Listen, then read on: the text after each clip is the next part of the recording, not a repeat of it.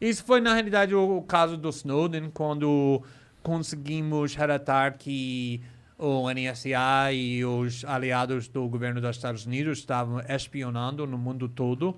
E eu fiz muito reportagem naquela época, foi 2013, 2014, aqui no Brasil, primeiro com o Globo, depois com o Fantástico. Acho que fiz 5, 6, 7 reportagens com o Fantástico, porque a grande parte da história é que como o NSA estava espionando muito contra as instituições brasileiras, a população brasileira, o presidente, a Dilma, o Dilma, então Dilma, o Petrobras. Então foi uma polêmica muito grande e aqui criou uma briga, na realidade, entre o governo Obama e o governo da Dilma. O Dilma foi forçado, desmarcou um jantar muito elegante e muito chique na Casa Branca naquela época, denunciou Obama na ONU. Disso. Então, foi uma polêmica global, mundial, porque os Estados Unidos estava espionando contra o mundo todo.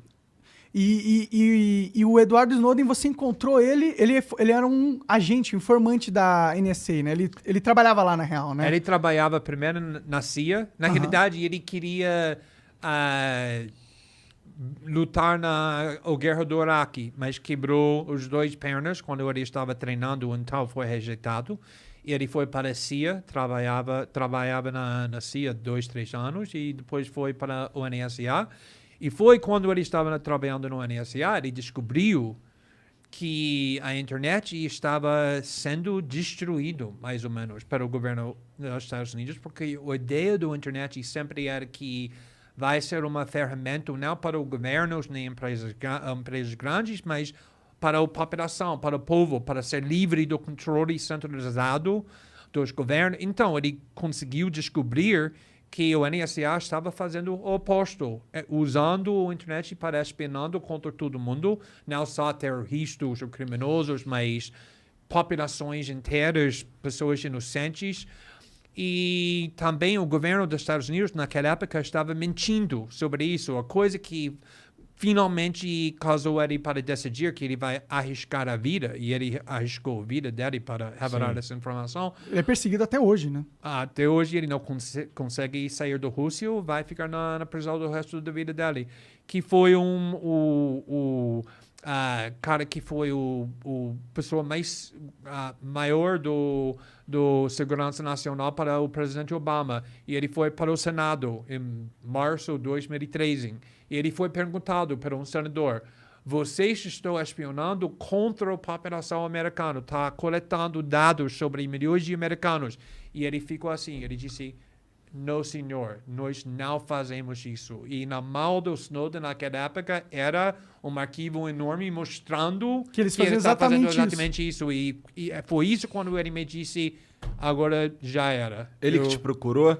Ele me procurou, ele mandou um e-mail, obviamente não falando nada sobre ele, porque ele sabia que nós não sabemos, que tudo estava sendo espionado, tomando muito cuidado, e foi necessário criar uma clima da confiança entre ele e mim. Foi necessário que eu confio nele, porque eu não sabia se o governo estava tentando me provocar a cometer crimes, e ele não sabia se ele consegue me confiar. Sim, você não era informante do governo também. Exatamente. E ele queria que criamos muita criptografia para comunicar. E, finalmente, em maio, ele disse que eu tenho um pedido que vai ser estranho, mas é necessário, que eu preciso que você viajar para Hong Kong para me encontrar. E eu estava pensando, por que uma pessoa que trabalha no nível muito alto no governo americano, que tem acesso para documentos mais sensíveis, mais segredos, está no Hong Kong? E não consegui entender isso, ele não conseguiu explicar, porque ele não confiou na nossa comunicação, mas ele me mandou documentos, talvez 30, 40, que foi os documentos mais segredos, no parte do governo mais sigiloso, os mais segredo do governo mais poderoso no mundo, que foi chocado. Só esses documentos. E ele disse, só 30 ou 40, eu tenho milhares ou milhões de documentos mais para te dar, mas tem que viajar para Hong Kong. E o próximo dia, eu liguei para meu editor, estou indo para Hong Kong.